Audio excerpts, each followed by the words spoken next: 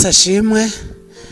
Imana yacu ikomeze guhabwa icyubahiro, kandi niyo izi icyubahiro kiyikwiye, kuko twebwe hari igihe tugira ngo tuyihaye icyubahiro nyamara ugasanga ni icyubahiro twebwe ubwacu twibwiye ko kiyikwiye, ugasanga twe dutekereza ngo ni icyubahiro kiyikwiye nyamara ari icyubahiro twebwe twatekereje ko ari cyo kiyikwiye. Ikomeze guhabwa icyubahiro kiyikwiye. Rero ngiye tugiye kuganira mu cyigisho gitoya, nitwa Bagirinshuti Pierre, Halelua. Tugiye kuganira ku kibazo giteye inkeke cyane mu bya mwuka, abantu benshi badashobora gutekereza, abantu benshi badashobora kwitaho, abantu benshi bashobora kuba bari kujijwa nacyo, kandi ari kiri mu bibazo by'ingenzi birenze n'ibyo twebwe ubu ngubu turimo, birenze n'ibiza, birenze n'ibi byorezo byabaye gikwira ku isi yose, biburirwa imiti, biburirwa urukingo. Niyo mpamvu reka turebe ibyibanze, iby'ingenzi kurusha ibindi. Niko Yesu Kristo nawe yakundaga kubigenza, yakundaga kureba ibintu bihangayikishije data wo mu ijuru kuruta bihangayikishije ba data bo ku isi. Mbere yo kugira rero ngo tugire icyo tuganira, reka tubanze twishira mu maboko y'Imana.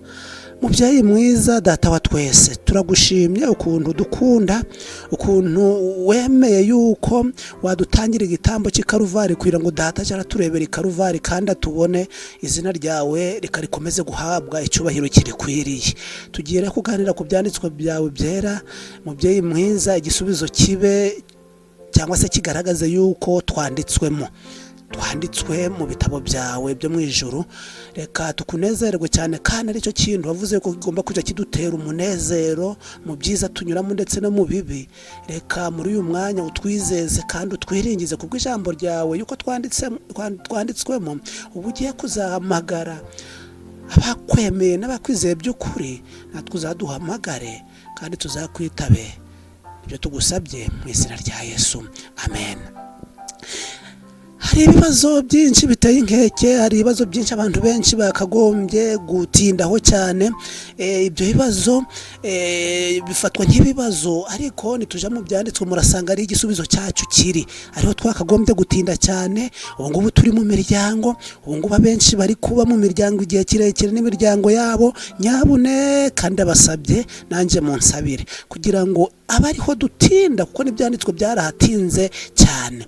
Reka dusome isomo rimwe riboneka mu gitabo, mu rwandiko Petero yanditse, urwandiko rwa mbere rwa Petero igice cya 4:17, ngo kuko igihe kigiye gusohora urubanza rukabanziriza mu b'inzu y'Imana, ngo ariko se niba rubanziriza kuri twe, iherezo ry'abatumvira ubutumwa bwiza bw'Imana rizamera rite? Imana ubwo igiye gutangira cyangwa se ubwo yatangiye urubanza, ntabwo abantu benshi bazi ko n'urubanza rwatangiye. Reka tukibukiranyeho, urubanza rumaze imyaka irenga 100. Reba nawe guhera mu 1844 urubanza rutangiye. Petero we yabivuze mbere, ari kuvuga ati niba mu 1844 urubanza rugiye kuzahera mu b'inzu y'Imana, abatumvira ubutumwa bwiza bizagenda bite? Ni ikibazo gikomeye, nyamara hagize umuntu ubigira ibye akabikurikirana, yasanga ari n'igisubizo gikomeye. Urubanza rugiye kuzahera mu bantu bose bavuze ko bubaha Imana. Sinzi igihe watangiriye kuvuga yuko uyubaha, sinzi igihe watangiriye kuvuga yuko uyemera, ariko urubanza rugiye guhera mu bantu bavuga yuko bemeye izina ry'Imana. Ese bizagenda bite niba rugiye guhera mu bitiriwe izina ry'Imana? Reka dukurikizeho ibyahishuwe 20:12. Haravuga ngo mbona bapfuye, abakomeye n'aboroheje bahagaze imbere y'iyo ntebe, nuko ibitabo birabumburwa, kandi n'ikindi gitabo kirabumburwa, aricyo gitabo cy'ubugingo. Abapfuye bacirwa imanza z'ibyanditswe muri ibyo bitabo zikwiriye ibyo bakoze.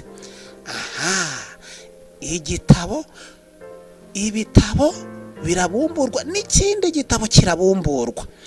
ahangaha ntabwo abantu benshi bakunze gukurikirana aya makuru y'ibitabo, ntabwo abantu benshi bakunze gukurikirana amakuru y'ibyandikwa muri ibi bitabo. Niyo mpamvu muri aya masaha y'umugoroba twifuje yuko mwuka w'Imana ashimye yuko twakongera kwibukiranya ibi bitabo, imikorere yabyo n'abantu babyandikwamo, buri wese akisuzuma n'abagize umuryango we kugira ngo arebe igitabo yanditswemo, kuko umuntu wese wabayeho kuri iyi si, umuntu wese wabayeho kuri iyi si azagira igitabo muri ibi bitabo byabumbuwe, azagira igitabo yandikwamo.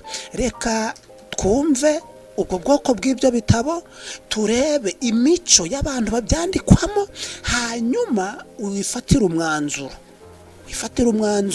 uko ijuru naryo riri gufata umwanzuro bitewe n'iyi mico iri kuranga abantu.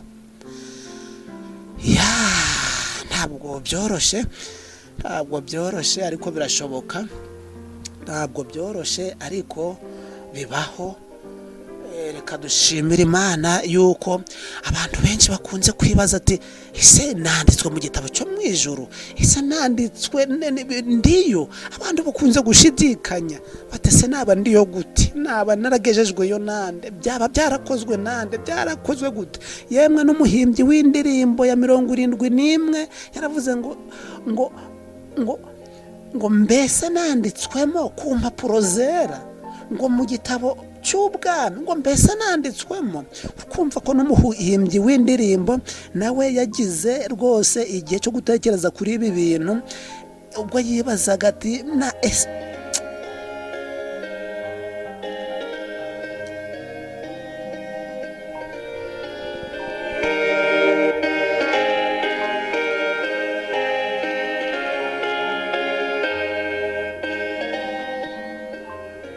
ngaho mva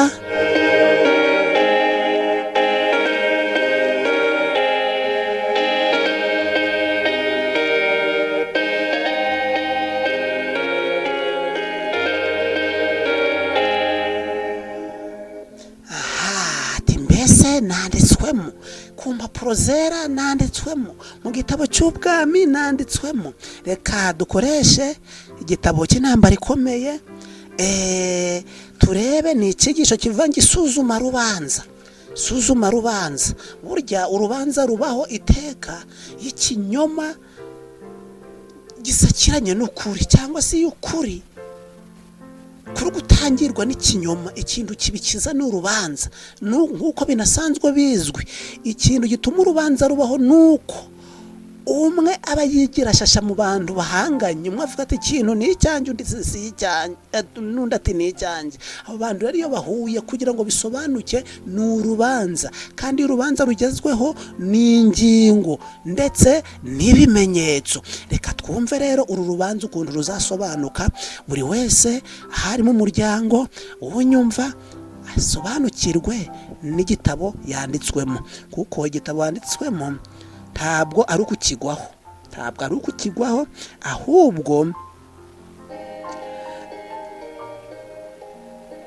ahubwo ni imico, imyitwarire, uburyo twemera, uburyo umuvugizi wacu Yesu Kirisitu tumwemera muri urwo rubanza. Kuko waba umwere ucirwa urubanza rw'ukuri umwere nyine, niyo uri mu makosa ucirwa urubanza agaragaza amakosa yawe. Niyo mpamvu imyitwarire yawe, icyizere waba wifitiye cyose, utekereza uti ese ni uruhe rubanza nzacirwa. Muri iki gitabo cy'isuzuma rubanza, igice cy'isuzuma rubanza ni igice cya 28 cy'intambara ikomeye. Isuzuma rubanza, buri wese areba ukuntu ari gusuzumwa, hanyuma narangiza kureba uko ari gusuzumwa, arebe koko niba ari amahirwe yo kugira ngo uru rubanza ruri gusuzumwa mu ijuru afitemo amahirwe akomeye mu ijuru. Rero biriya bitabo byavuzwe mu byahishuwe, biriya bitabo byavuzwe turaza kubisoma hano mu ntambara ikomeye, paje ya 344. Paje ya 344 turaza gusomamo ngo igitabo cy'urwibutso, igitabo cy'ubugingo, n'igitabo n'igitabo berekana ni ibitabo by'urwibutso, ibitabo by'ubugingo n'ibitabo by'ibyaha cyangwa se igitabo cy'urupfu. Ibyo bitabo nibyo tugiye kurebaho, turebe aho buri wese yaba ari. Reka dusome. Mu muhango wagiraga igishushanyo wakorerwaga mu buturo bwera bwo mu isi, ababaga baje imbere y'Imana bafite kwicuza no kwihana, kandi ibyaha byabo bigashyirwa mu buturo bwera binyuze mu maraso y'igitambo gitambirwa ibyaha, abo bonyine nibo bungurwaga n'umurimo wo ku munsi w'impongano. Muri ubwo buryo, mu munsi ukomeye wo guhongerera uheruka, ndetse n'urubanza rw'igenzura, ibyitabwaho gusa ni iby'ubwoko bw'Imana. Urubanza rw'abanyabibi rwo ni umurimo wihariye ndetse utandukanye n'uwo, kandi uzabaho nyuma yaho. Igihe cy'urubanza kirageze, kandi turubanjirije kuri twebwe ab'inzu y'Imana. None se ubwo rubanjirije kuri twebwe, iherezo ry'abatumvira ubutumwa bwiza rizaba irihe? Urubanza ubu ngubu rurimo mu ijuru rwatangiye mu 1844. Ikintu giherwaho muri urwo rubanza nuko urubanza rugiye guhera mu b'inzu y'Imana, babandi bavuga yuko bubasha Uwiteka, babandi bavuga kubemera Imana. Urubanza rugiye guhera kuri abo ngabo, naho urubanza rw'abakozi b'ibirwo ruzaba rworoshe. Bivuze ngo Imana niba iri kwandika abantu bayumviye, niba Imana ubu ngubu iri kwandika abantu yemera by'ukuri, abasigaye igihe bazazira hose bazaba basigaye nyine, bazaza nyuma. Reka twumve igitabo cya mbere, ibitabo by'urwibutso, cyangwa ibitabo by'urwibutso. Mu ijuru byanditswemo amazina n'ibikorwa byose by'abantu. Abantu bose bari mu gitabo cy'urwibutso n'ibikorwa byabo, bose bari mu gitabo cy'urwibutso ndetse n'ibikorwa byabo. Dukomeze muri icyo gitabo, muri kuri ya paje nambara ikomeye, avuga ngo mu ijuru ibitabo by'urwibutso mu ijuru byanditswemo amazina n'ibikorwa byose by'abantu bibereyeho guhamya imyanzuro y'urubanza. Umuhanuzi Daniyeli aravuga ati, imanza zirashingwa, ibitabo birabumburwa. Yohana wahishuriwe nawe ubwo yavugaga ibyo yongeye ati, kandi n'ikindi gitabo kirabumburwa, nicyo gitabo cy'ubugingo. Abapfuye bacirwa imanza z'ibyanditswe muri ibyo bitabo zikwiriye ibyo bakoze. Uri kubona ko muri iki gitabo ibikorwa byose by'abantu, ibyanjye n'ibyawe birimo, kandi abariho n'abasinziriye ibikorwa byabo biragaragara nabo ko birimo. Umuntu wese wabayeho, ibikorwa yakoze byose nimwo byandikwa. Ese twanditswe muri iki ngiki? Namwo turimo. Reka twihutire ku kindi gitabo, igitabo cy'ubugingo. Hamwe byari ibitabo, ariko ahandi haje igitabo cy'ubugingo. Cyanditswemo amazina y'abantu bose bagize uruhare mu murimo w'Imana mu bihe byose. Abantu bose bagize uruhare mu murimo w'Imana bari muri iki gitabo, kuva kuri Adamu ukageza kumva aya magambo. Niba waragize uruhare mu murimo w'Imana, urimo. Yesu yabwiye abigishwa be ati, mwishimire yuko amazina yanyu yanditswe mu ijuru. Mwishimire yuko amazina yanyu yanditswe mu ijuru, nk'uko biboneka muri Luka igice ni icya 10. Igice ni icya 10 cya Luka. Reka tuhasome twumve. Luka igice cya 10, umurongo nuwa 20. Haravuga ngo, ariko ntimwishimire yuko abadayimoni babumvira, ahubwo mwishimire yuko amazina yanyu yanditswe mu ijuru. Ahangaha ni igihe Yesu yatumaga za ntumwa 70 zigaruka rwose mu by'ubu buzima, navuga ngo zari zemeje nk'uko abantu benshi babivuga, zari zemeje abantu, yemwe ngo n'amadayimoni yari yazitinye. Ziza zibwira Yesu ibyo zimaze gukora, ziti rwose twemeje. Ariko Yesu arazibwira ati nubwo abantu babumvira, nubwo amadayimoni yabumvira, icyo ntabwo ari cyo cy'ingenzi. Ubu hari abantu bafite amahirwe yuko bari kumvirwa, hari abantu bumva ko bafite amahirwe yuko bari kwemerwa n'abantu bose, hari abantu bari gusenga ngo n'amadayimoni akagenda, abandi bari kurara bari gutitiriza maze ibintu bigakoreka. Ariko reka mvana inzira ku murima, niba izina ryawe ritari mu gitabo cy'ubugingo, igikorwa ukora kinarimo n'umusaruro, nta wundi uri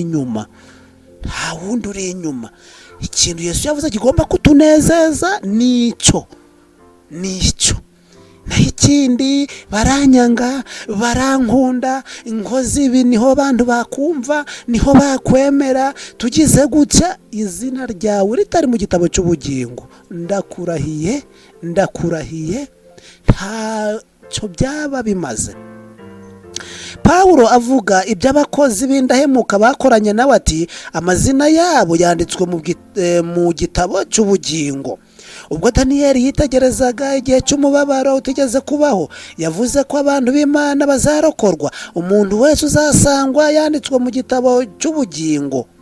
Kandi umuhishuzi Yohana avuga ko abazinjira mu murwa w'Imana ari amazina yabo yanditswe mu gitabo cy'ubugingo cy'umwana w'intama.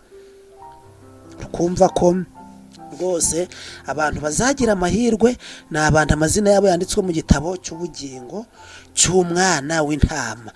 Ahangaha niho nari ngendereye nifuriza uwo ari we wese, ahangaha niho nari ngendereye nifuriza umuntu uwo ari we wese uri mu muryango, kugira ngo yishimire ko izina rye ryaba riri mu gitabo cy'ubugingo. Nubwo ingorane zihari, ibiza bikaba biri kuza, ibibazo bikareba biri kuza ari umusubizo bigiye bitandukanye, ariko niba izina ryawe ryanditse mu gitabo cy'ubugingo, urahirwa. Umunezero wose, imibabaro waba uri guhura nayo yose, uzayihemberwa, uzayishyura. Ni ideni mu ijuru ryo rizayikwishura niba ariko izina ryawe ryanditswe mu gitabo cy'ubugingo. Reka dukomeze dusome twumve mu gitabo cy'Imana cy'urwibutso. Umurimo wose wo gukiranuka wanditswemo ubutazasibangana. Igishuko cyose umuntu yatsinze, icyaha cyose umuntu yanesheje, ijambo ryose rihumuriza abandi rihora ryibukwa muri icyo gitabo. Kandi umurimo wose w'ubwitange, umubabaro wose n'agahinda umuntu yihanganiye ku bwa Kristo, byose birandikwa. Ahangaha ushobora kwibaza utese imibabaro turi guhura nayo ni ku bwa Kristo, cyangwa ni imibabaro imwe iri guterwa n'ibibazo n'imitego twite ziri gushibuka, cyangwa n'ibibazo byo mu by'ubu buzima gusa? Ese imibabaro turi guhura nayo ni ku bwa Kristo? Umunyezaburi Dawidi aravuga ati ubara kurorongotana kwanje, ushyira amarira yanjye mu icupa ryawe, mbese ntibyanditswe mu gitabo cyawe? Muri Zaburi ya 56 umurongo wa 8. Dushishoze cyane twumve aho turi. Hari nanone ahandi handikwa ibyaha by'abantu. Ngaho ibyaha by'abantu nta na kimwe marayika asobwa. Mwibuke ko turi gusoma intambara ikomeye ntoya, paji ya 344. Ngo hari nanone ahandi handika ibyaha by'abantu, kuko Imana izazana umurimo wose mu manza n'igihishwe cyose, ari cyiza cyangwa ikibi, ijambo ry'imfabusa ryose.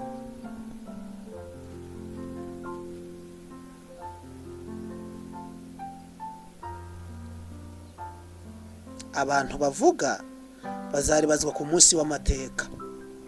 Umukiza nawe yaravuga ati amagambo yawe niyo azagutsindishiriza, kandi n'amagambo yawe niyo azagutsindisha. Ibigambirirwa mu rwihisho. Muri iki gitabo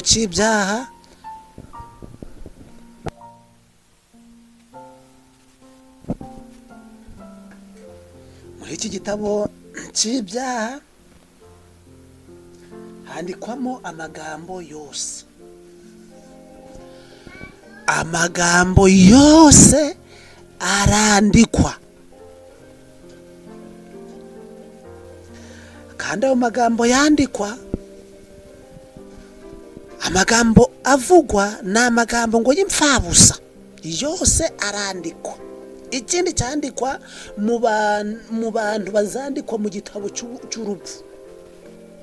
Ibigambirirwa mu rwihisho. Ya migabo n'imigambi abantu bagira bihisha. Nzagira gutya, nzakora gutya, tugire gutya, duteganye gutya, kandi hari ubugome. Biranditswe igihe kimwe bizasomwa. Ntabwo byagiye. Waba warabigezeho, warageze ku ntego yabyo, waba utarayigeraho, rwose biranditswe. Nimba ishaka nzabimenya, nawe nushaka kugira amashyira kinyoma uzabibona. Vuga uti koko byarandikwaga.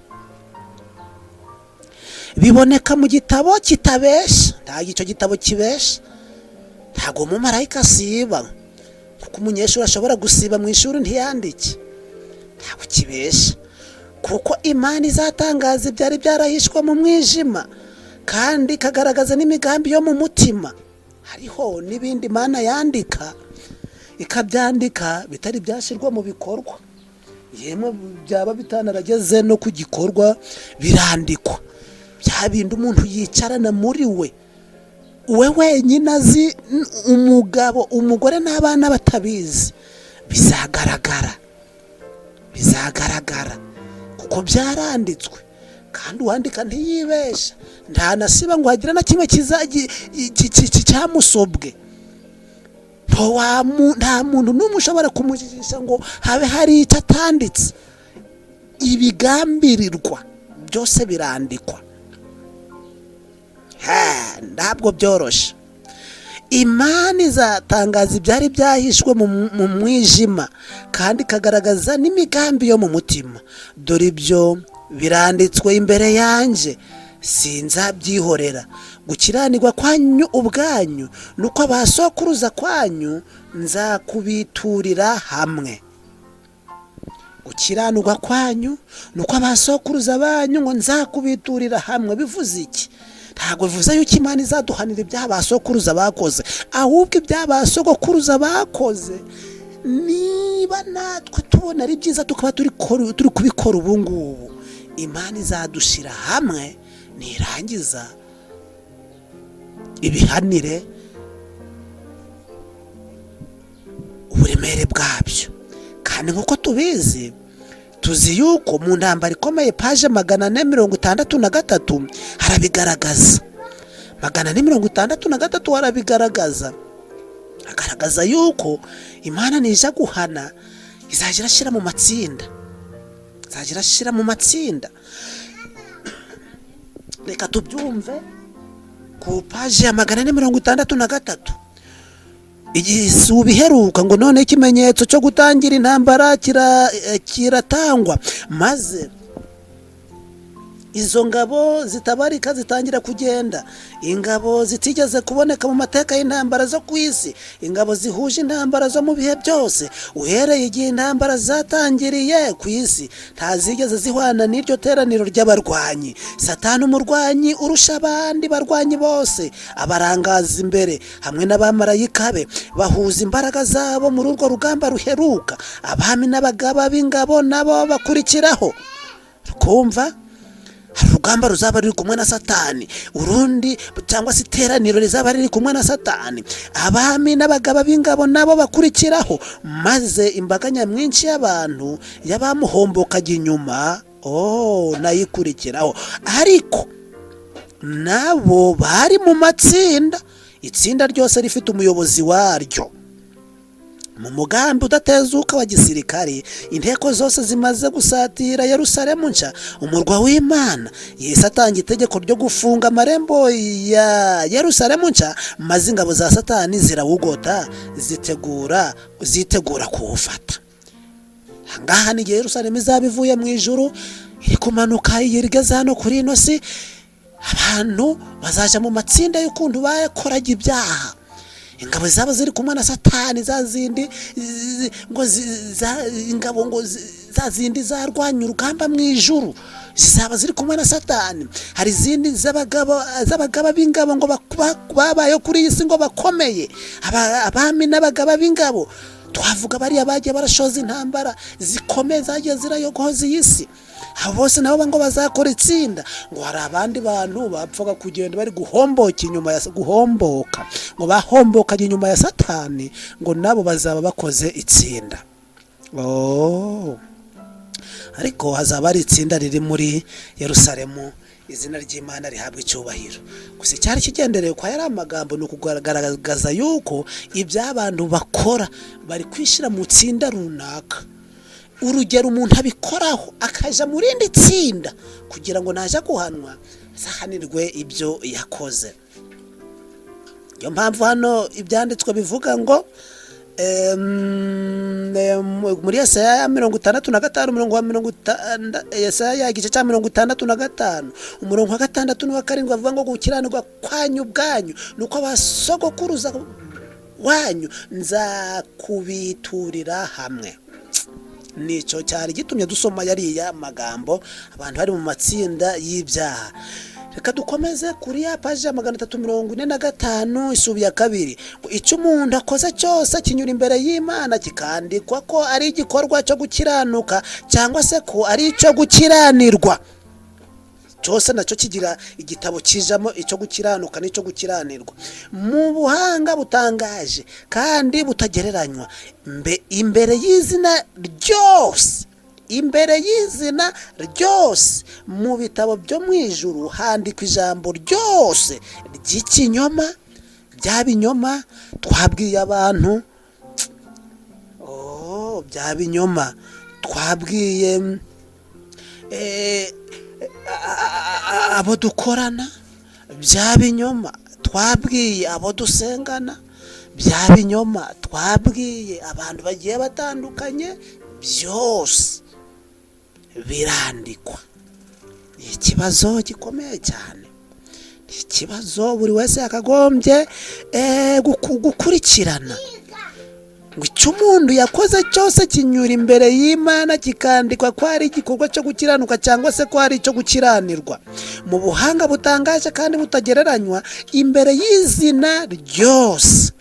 Ntabwo ari imbere y'izina ry'umuryango, oya, ntabwo ari imbere y'izina ry'umuryango, ni imbere y'izina ryose. Mu bitabo byo mu ijuru handikwa ijambo ryose ry'ikinyoma.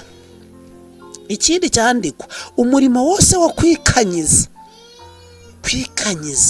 ndabivuga, ndabikora, ndebe ko hari uwampagarara imbere, reka ndebe, reka mbigerageze, reka kwikanyiza. Inshingano yose itujujwe, bya bindi tuvuga ngo nahejo kandi byari iby'uwo munsi, byose birandikwa. Inshingano yose itujujwe n'icyaha cyose gikorerwa mu rwihisho. Ubu hari ibyaha byinshi bikorerwa mu rwihisho abantu benshi batazi, ariko byandikwa nkaho biri ku mugaragaro. Imiburo yoherezwa n'ijuru, ngo ramubwiriza ntacyo yadumfashaho, ko ramwigisha ngo ntabwo akunze kumfasha, ngo nje mbona ntacyo yamarira, ngo kwija ngo kumureba singo ndi kurebera ubusa. Ariko mu ijuru ho bari kuvuga ngo imiburo yoherezwa n'ijuru cyangwa gucyaha kwirengagijwe. Nyabuna ubwo Imana itanze agahenge abantu bakaba bari mu miryango, buri wese niyongera yisuzume n'umuryango we. Aho kwisuzuma habamo kuganya ngo corona ngo delta ngo gama, akaba ari by'abantu. kandi Imana iri kuvuga ngo umugabo isuzume ku mugore, mugore isuzume ku mugabo, babyeyi mwembe mwisuzume ku bana abanyu, murebe niba mutababangamira, murebe niba mutabatwaza igitugu. Inshingano yose imiburo yose yoherezwa n'ijuru cyangwa gucyaha kwirengagijwe, igihe cyapfushijwe ubusa, igihe cyapfushijwe ubusa, igihe cyapfushijwe ubusa nacyo kirabarwa, igihe cyapfushijwe ubusa nacyo kirabarwa. buri wese narebe igihe kigenda gipfa ubusa mu mibereho ye, mu mibereho ye. buri wese arebe igihe yatakaje apfishije ubusa. Kibi biha abantu batari kuja ku kazi, bazi ngo ni abantu benshi bazi ngo ni igihe cy'imfabusa, ariko Imana iri kukibara. nta Imana imbere y'Imana ari igihe gipfa ubusa, n'imbere y'abana bayo nta gihe gipfa ubusa, igihe cyose kibyazwa umusaruro. ahangaha rero niyo mpamvu bavuze ngo ngo igihe cyapfushijwe ubusa kirandikwa, igihe cyakoreshejwe nabi nacyo kikandikwa. ngaho buri wese niyisuzuma reba igihe cyakoresha nabi, imbaraga zakoreshejwe mu kwimakaza ibyiza cyangwa ibibi, ndetse n'ingaruka zabyo zikomeye, byose byandikwa n'umumarayika. amagambo aremereye cyane, amagambo afite uburemere burenze ubwibuye. ni amagambo aremereye afite uburemere burenze ubwitegeko. reka dukomeze. amategeko y'Imana niyo azaba urugero ngenderwaho rwo gusuzumiraho imico n'imibereho y'abantu mu rubanza. amategeko y'Imana, abantu benshi usanga bavuga batese none hazagenderwa kuki? amategeko y'Imana buri wese yongera asubire mu kuva. hari ibikundi itegeko rya mbere rivuga ngo ntukagira izindi mana mu maso yanjye, itegeko rya kabiri rikavuga ngo ntukiremere igishushanyo kibajwe, itegeko rya gatatu rikavuga ngo ntukavugira ubusizi na cy'Uwiteka Imana yawe, itegeko rya kane ryahuye n'uruva gusenya, itegeko rya kane ryakubiswe n'inkuba itagira amazi, itegeko rya kane utabona uko ibibazo ryahuye naryo rivuga ngo wibuke kweza umunsi w'isabato. bamwe bakayigira ku munsi wa karindwi, abandi bakaba bayifite ku munsi wa mbere. isabato y'Uwiteka abantu benshi bavuga ngo yahinduwe, ngo yarahindutse. isabato y'umunsi y'Uwiteka abantu benshi bavuga yuko ngo ni iy'Abayuda. Imana iri kuyigenderaho nkaho nuva ngo ni iy'Abayuda, Imana izahita igufata nk'umuyuda, ucirwa urubanza. itegeko rya gatanu ngo wubahe so na nyoko kugira ngo uramire mu gihugu. abana benshi ntabwo bacyubaha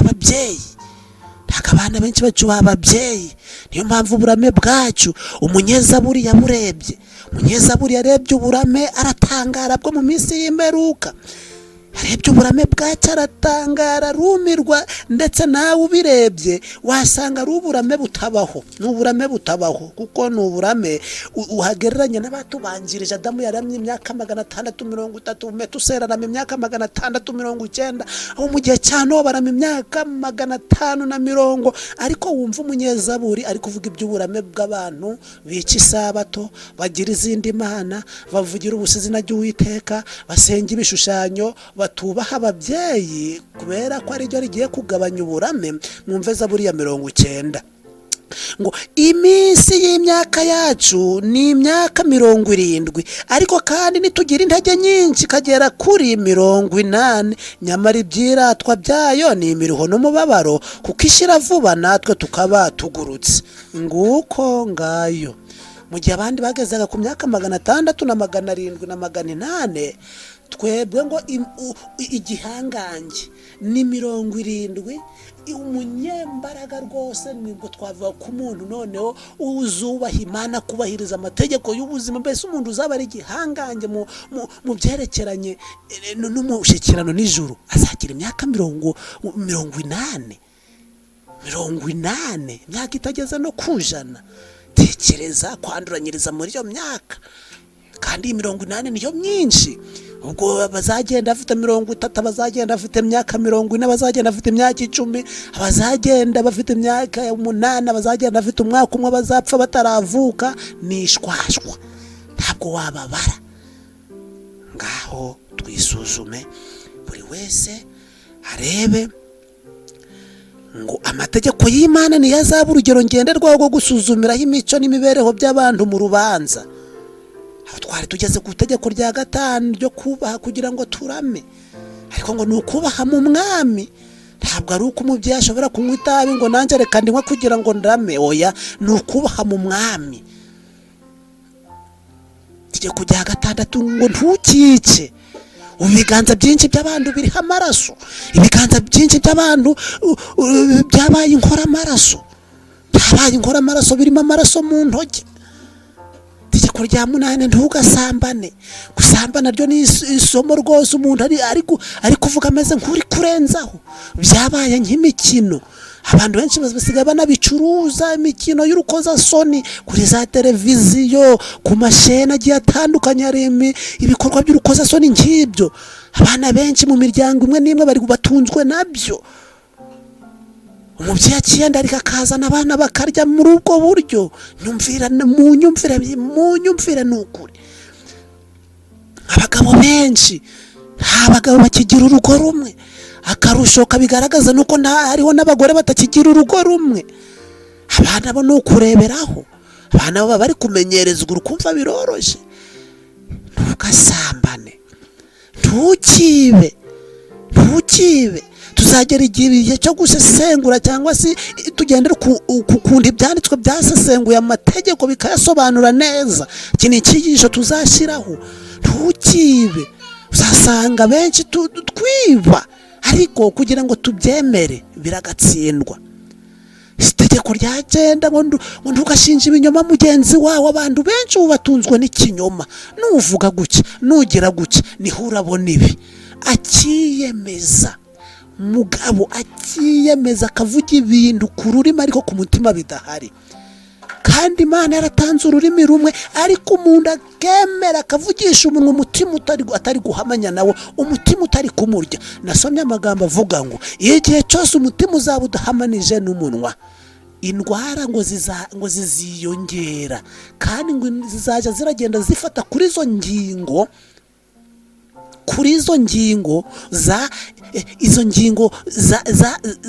zahagaritswe cyangwa se zitumviwe. Muzaje kubona mukabona n'indwara zigenda ziyongera zifatira ku ngingo zimwe na zimwe. Icyo nacyo tuzakira batwiga kubyerekeranya n'ubuzima. Itegeko rya 10 rikavuga ngo ntukifuze. Indwara nyinshi ziri guturuka ku kwifuza. Nshaki ibi nifuza ibi kugera kuri ibi, kandi ubushobozi butabyemera, kandi impano yawe itabyemera. Niyo mpamvu umwanditsi hano yavuze ngo amategeko y'Imana niyo azaba urugero ngenderwaho rwo gusuzumira imico n'imibereho y'abantu mu rubanza. Umunyabwenge yaravuze ati wubaha Imana kandi ukomeze amategeko yayo, kuko ari byo bikwiriye umuntu wese. Kuko Imana izazana umurimo wose mu rubanza. Intumwa Yakobo yihanangirije abavandimwe be ati muvuge kandi mukora nk'abaje gucirwa urubanza n'amategeko atera umudendezo. Ikintu cyose umuntu avuga, ikintu cyose umuntu akora, yakagombye kuba ari gutekereza ngo kigiye mu rubanza. Uko urya bigiye mu rubanza, uko ugenda mu rubanza, uko ubana mu rubanza, ibyo ukora mu rubanza, ibyo ugira ute mu rubanza, imyambarire yishyire mu rubanza. Niyo mpamvu Pawulo yavuze ngo mwisuzume kandi mwigerageze murebe niba mukire mu byanditswe. Uko byose icyo umuntu akora, atekereza, agambirira cyose gishyirwa hehe mu rubanza. Abazasangwa batunganye mu rubanza bazaba mu mugabane wo kuzuka ko bakiranutse. Umuntu Imana izacira urubanza igasanga kiranuka, igasanga rwose ari umwere imbere yayo bitewe nuko yakoranye n'ijuru n'uburyo yemeye Mwuka Wera kugira ngo amuyobore. Nta kindi kintu kizakurikiraho, yaba yarapfuye yaba ariho, azazuka mu muzuko wa mbere, kubera ko tuzi ko abanyabyaha ubundi nibo baza nyuma. Yesu naza abakiranutsi nibo bazazamuka mbere. Yesu naba ari kuzura abakiranutsi nibo bambere, abanyabyaha bo bazaba bari inyuma. Icyarubanza Imana iri guhera ku bantu bayo, hanyuma batayubaha inyuma. Nuko bipanze. Niyo mpamvu ahangaha bavuze ngo abazasanga batunganye mu rubanza bazaba umugabane wo kuzuka ku bakiranutsi. Yesu yaravuze ati ariko abemerewe kuzagera muri ya si yindi bakaba bakwiriye no kugera ku kuzuka mu bapfuye bazamera nk'abamarayika, bakaba ari abana b'Imana kuko ari abana b'umuzuko. Nanone kandi Yesu aravuga ati abakoze byiza bazazukira ubugingo. Abakiranutsi bapfuye ntibazazuka kugeza aho urubanza ruzarangirira rukabashira mu ruhande mu mugabane w'abakwiriye kuzukira guhabwa ubugingo. Dusubiremo, abakiranutsi bapfuye ntibazazuka kugeza aho urubanza ruzarangirira rukabashira mu mugabane w'abakwiriye kuzukira guhabwa ubugingo. Kumva ko n'abakiranutsi basinziriye, urubanza nirurangira nibwo Yesu Kristo azagira ute azaza, hanyuma agira ute avuga ati muzuke mwebwe abo Data yahaye umugisha. Bahita bazamuka uko ijambo rya Yesu rirarema. Ubwo ibyanditswe kuri bo bizaba bisuzumwa kandi bigafatirwa umwanzuro, ntabwo bo ubwabo bazaba bahagaze muri urwo rukiko. Nubwo ibyo byose biri gukorwa, nubwo byose biri gufatirwa umwanzuro, ntabwo abantu bazaja muri urwo rukiko, ahubwo Yesu ari kureba imibereho ya buri muntu. Yesu ari kureba imibereho ya buri umwe. Yesu ari kureba uko buri wese ari kwitwara, nibyo biri kumushyira mu gitabo runaka. Niyo mpamvu hano bavuze ngo Yesu azahagoboka ababera umuvugizi, ababuranira imbere y'Imana. Icyakora nihagira umuntu ukora icyaha, dufite umurengezi kuri Data wa twese, niwe Yesu Kristo ukiranuka. Niba uzi ko hariho gutandukira, umurengezi, umuvugizi aracyari mu ijuru, umuvugizi aracyari mu ijuru. Ariko niba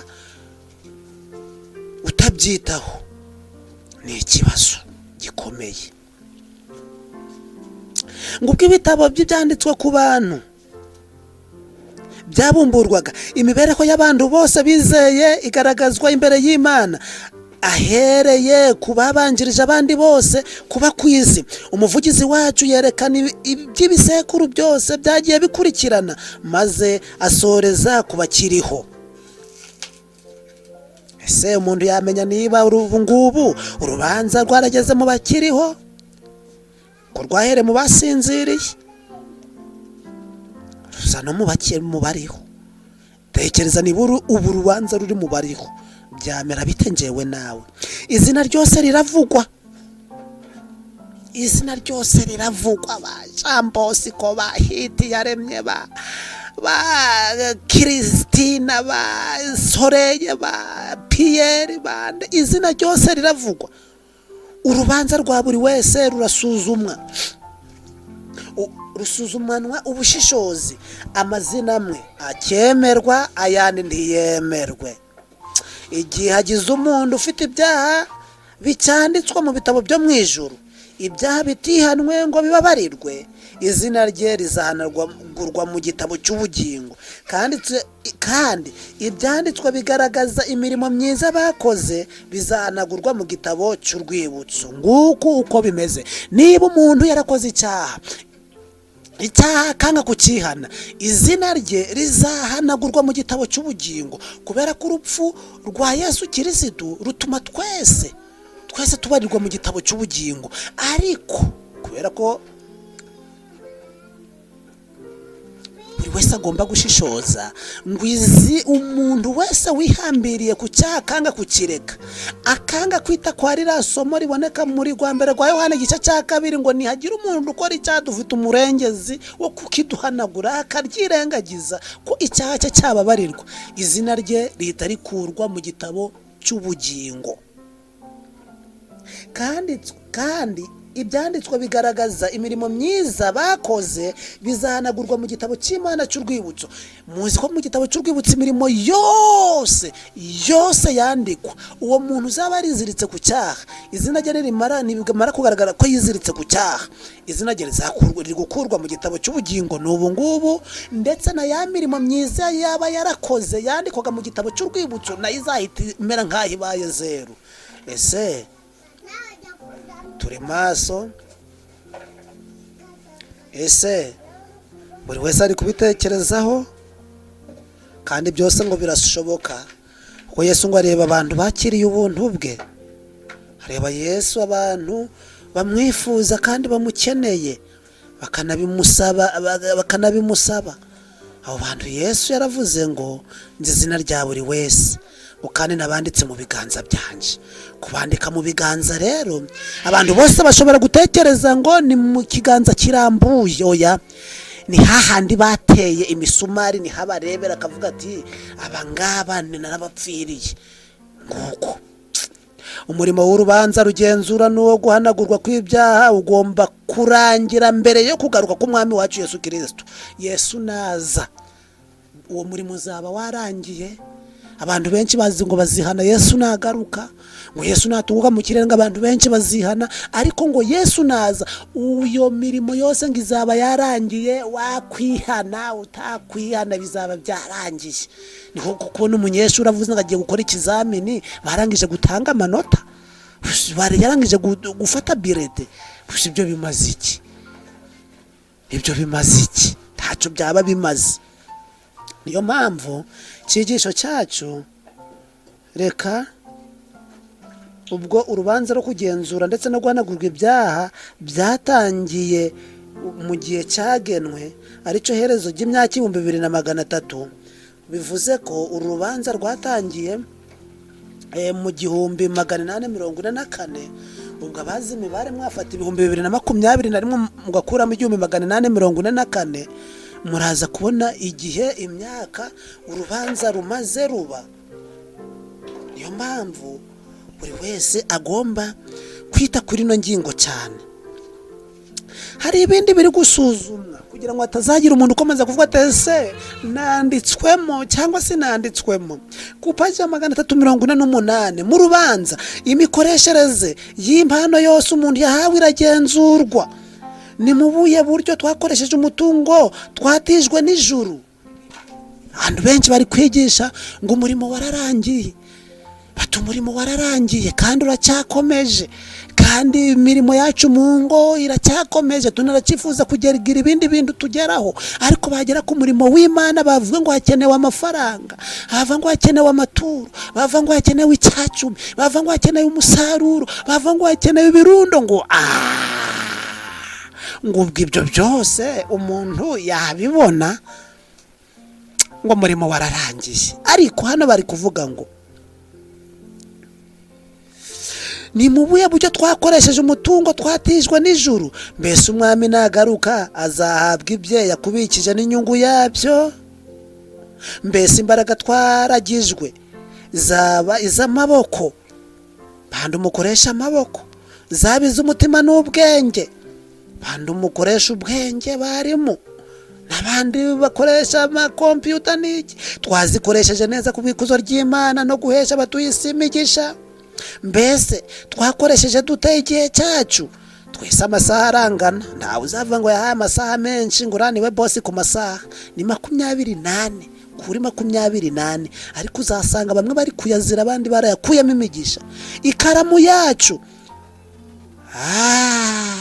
ni karamu. Bantu mufite za diplome, bantu mufite za masters, bantu mufite ibindi byiciro, mukoresha amakaramu, akaba ari icyo abagezaho, akaba ari icyo babahembera. Ijwi ryacu, ni ijwi ko hari abandi batagize amahirwe yo kuvuga. Icyo jwi ugomba kuzatanga umusaruro waryo. Imana izavuga ati amafaranga yacu, Imana izi amafaranga dufite, izi amafaranga dufite, nibuhembwa 5, nibuhembwa 10, nibuhembwa 200, nibuhembwa 400, Imana irabizi. ndetse n'ubushobozi bwacu byose ni iki twakoreye Kristo mu bantu b'abakene. Ubu n'ubu turi mu bihe bigoranye, abantu bose bari buvuga ko hari abakene. Umuntu w'umukire ari kugira ngo abakene batamwegera cyangwa batagira icyo bamusaba, ari guhita avuga ati nibo bari kubanza cyane ngo ari kuzi ibyo korona yakoze kugira ngo abakene batagira aho barinyuza.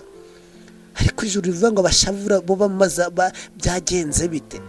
Imfubyi zamariwe iki? Bapfakazi bamariwe iki? Ibyo byose ni ibisubizo akagombye kwisubiza ukajura vivura. Iki Uwiteka yaramfashije, iki kizankoraho, iki Uwiteka yaramfashije, iki kizankoraho. Yesu nasanga kirimo ibikivugwa ngo kizankoraho, fini izina ryawe rizateranagurwa mu gitabo cy'ubugingo.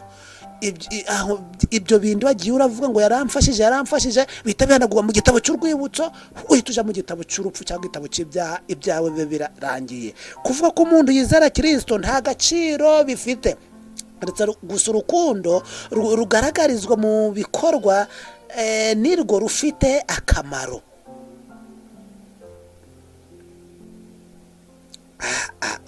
Reka dusoreze kuri iki gice. Biraryoshe cyane kuko n'ibintu bitureba. Nyamara urukundo rwonyine nirwo ruhesha agaciro igikorwa cyose mu maso y'Imana. Ikintu cyose gikozwe gikomotse ku rukundo, uko cyaba ari gito kose mu mibereho y'abantu, Imana iracyemera kandi kagitangira impongano. Ukwikanyiza guhishwe abantu bagira gushirwa ahagaragara mu bitabo byo mu ijuru. Muri byo handitswe inshingano umuntu atashoje yagombaga gukorera bagenzi be, ndetse no mu kwirengagiza iby'umukiza asaba.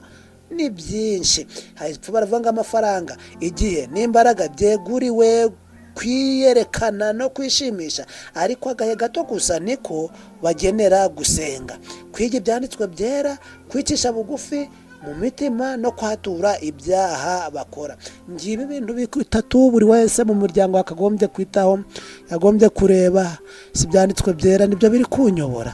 Ese gusenga biri gusobanuka mu miryango?